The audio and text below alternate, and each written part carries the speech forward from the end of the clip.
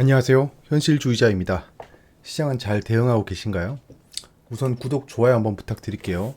오늘은 좀 앞으로의 경제 방향에 대해서 한번 얘기를 해보겠습니다.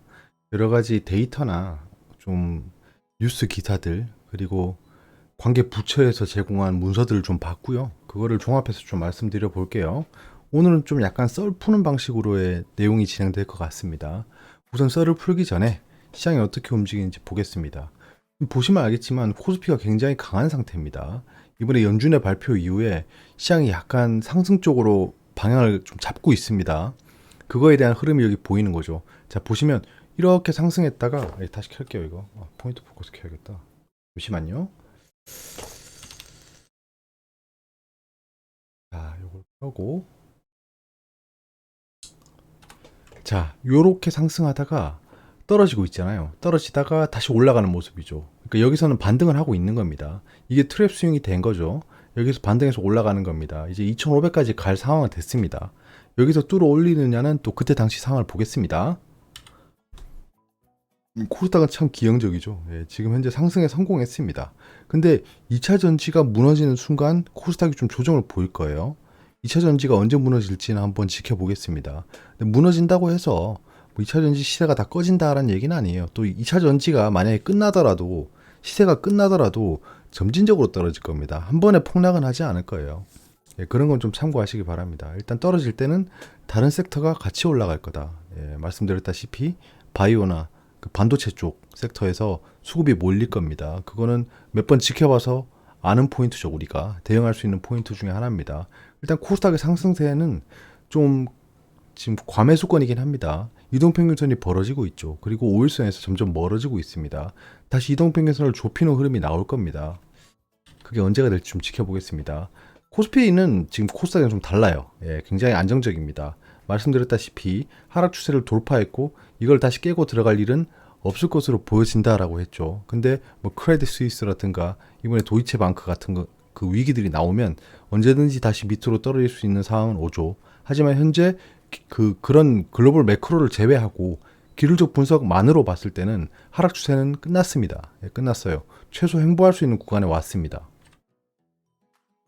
자, FOMC가 진행됐죠. 금리는 5.0%가 됐죠. 예, 베이비 스텝을 했습니다. 자, 다시 말씀드리면 페드랑 FOMC는 구분하셔야 됩니다. 페드는 주체고 FOMC는 회의체입니다. 회의체. 회의체다. 자, 요런 뉴스가 나오고 있죠. 도이치뱅크까지 위기설이 온다. 당국은 은행 입출금에 이상이 없다. 뭐 요런 얘기를 하고 있고요.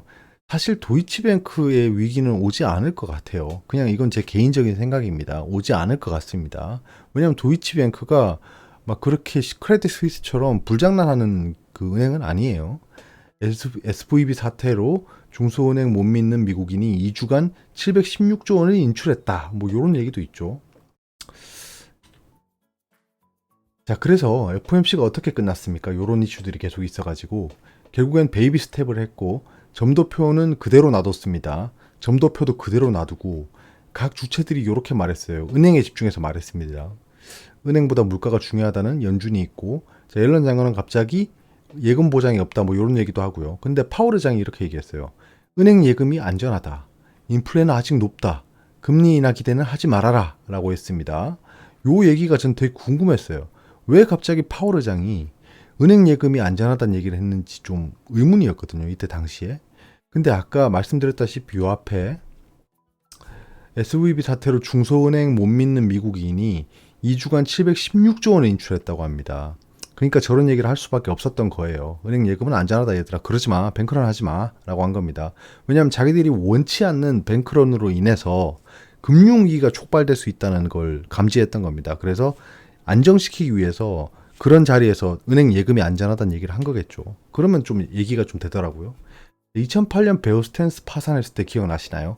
리먼 브로더스 사태의 시작이었습니다. 이후에 지속적으로 연쇄 파산이 일어났죠. 그때의 시나리오가 지금 비슷하게 구성되고 있잖아요. SVB 파산했죠. 크레딧 스위스 유동성 위기에 왔죠.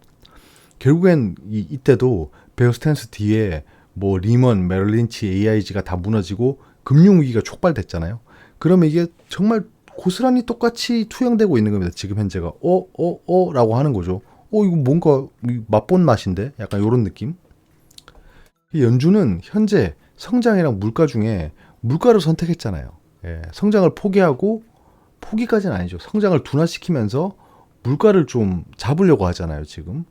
결국에는 성장의 둔화가 온다는 건 자본주의 시장의 침체를 의미합니다. 자본시장의 침체는 무엇인가요? 주식시장의 하락세를 의미하는 거죠. 이런 상황이 오고 있었어요.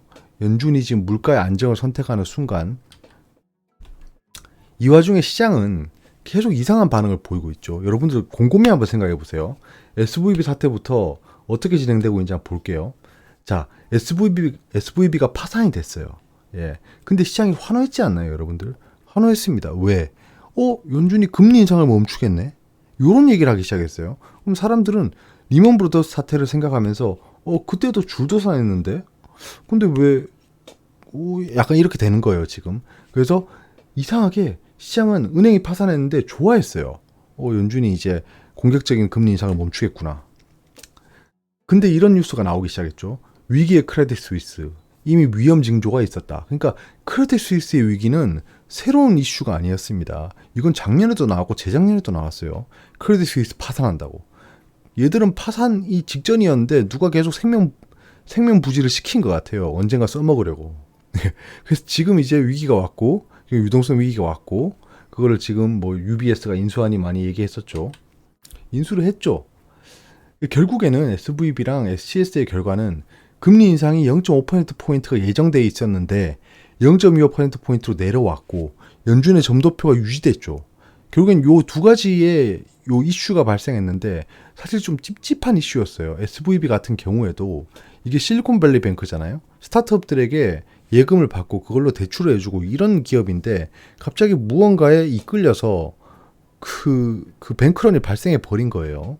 CS 같은 경우에도 지속적으로 위기가 있던 은행이었고 사실 새로운 이슈가 아니었죠. 근데 이 두 개가 동시에 터져 버리면서 요런 결과를 이끌어냈다는 겁니다. 결국엔 시장이 계속 주장하고 있는 거예요, 연준한테.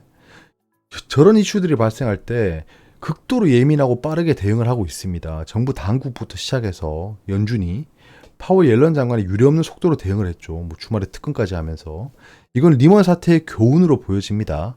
왜냐하면 리먼 사태가 발생했었기 때문에 그 사태를 동일하게 발생시키면 안 될 거 아닙니까? 그래서 정말 최대한 빠르게 막아버리는 겁니다. 코로나 때도 그랬잖아요. 코로나 때도 경제위기, 금융위기가 오지 않도록 그냥 연준이 정말 빠르게 대응해서 이 사태가 발생했잖아요. 그러면 지금 이제 SVB나 CS, 그 다음에 도이치뱅크 사태가 발생했을 때 또 그렇게 좀 예민하게 대응하면 나중에 또 부작용이 오겠죠. 예, 나중에 부작용이 올 겁니다. 결국에는 지금 연준은 은행 리스크가 발생해서 금융위기로 이어지는 걸 원하지 않는 거예요.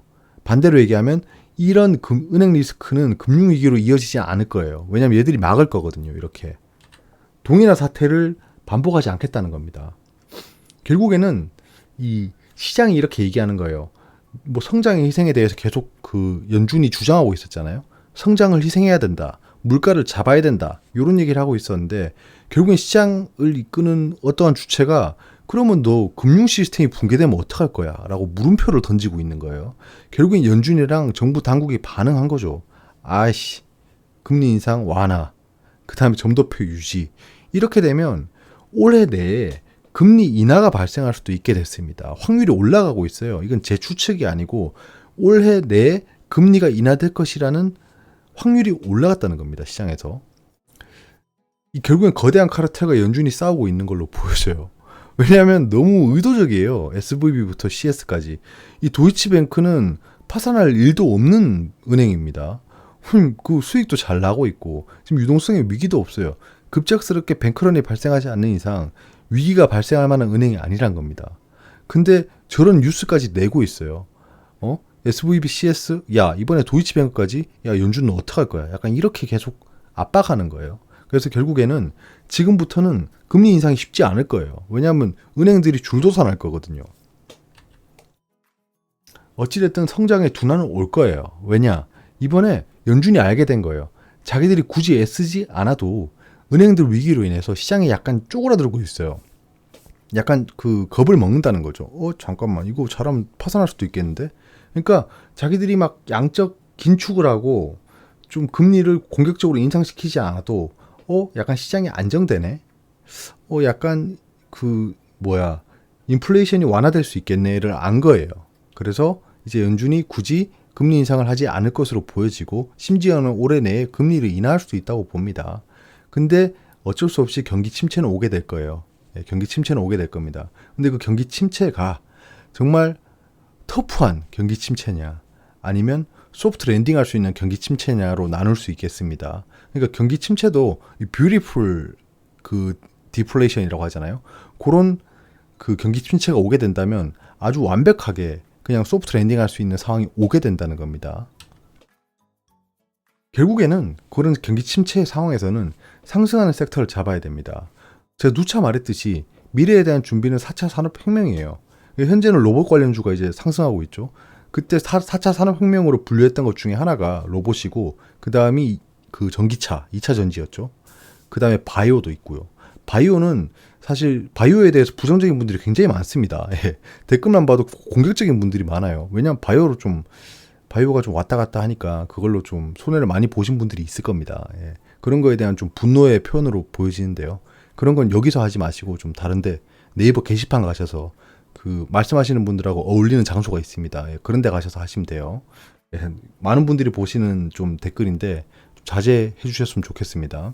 아무튼 로봇 관련 섹터가 상승하고 있고 4차 산업혁명 섹터가 아마 상승할 겁니다. 경기 침체가 오더라도. 그래서 그 관련 섹터에 대해서 좀 봐야 된다는 거고 그 관련 섹터 영상은 제가 별도로 만들도록 하겠습니다. 참고로 지금 2024년 예산 방향이 나왔죠. 도약하는 경제, 함께 잘 사는 국민 이렇게 얘기하는데요. 몇 가지 제가 체크를 해봤습니다. AI, 디지털이라는 얘기가 나오죠. 스타트업 코리아, 스타트업이 지금 약간 침체되고 있어요. 스타트업에 대한 지원이 좀 많아지겠죠. K 콘텐츠 관광, 이건 이제 리오프닝 관련. 그리고 초저출산, 이건 또 출산 장려 관련이죠. 이건 정치 테마주랑도 엮입니다. 기후위기 대응, 에너지 시스템 전환, 이런 것도 이번에 2차 전지라든가 폐배터리 활용, 그 다음에 한국전력 이런 걸로 이어질 수 있겠죠. 범죄로부터 안전한 사회 구현, 이건 CCTV 관련주들 또 오를 겁니다. 거기에 클라우드 관련주들도 오르겠죠. 왜냐하면 이런 모니터링 시스템은 클라우드의 성장을 이끌어 옵니다. 이런 것들을 좀 보면서 섹터를 따라가는 게 좋을 것 같습니다. 전체적으로 모든 종목들이 오르는 상황은 이제 발생하지 않을 거예요. 좀 차별화된 시장으로 갈 거고 특정 섹터만 오르는 상황이 올 겁니다. 경기 침체도 같이 오게 된다면 그런 거는 좀 더 심화되겠죠. 오르는 섹터만 오른다 약간 이렇게 되는 거죠. 사실 최근에도 2차 전지만 올랐잖아요. 2차 전지만. 나머지 종목들은 오르지도 않았어요. 생각해보면. 그런 상황이 계속해서 온다. 차별화 장세가 온다.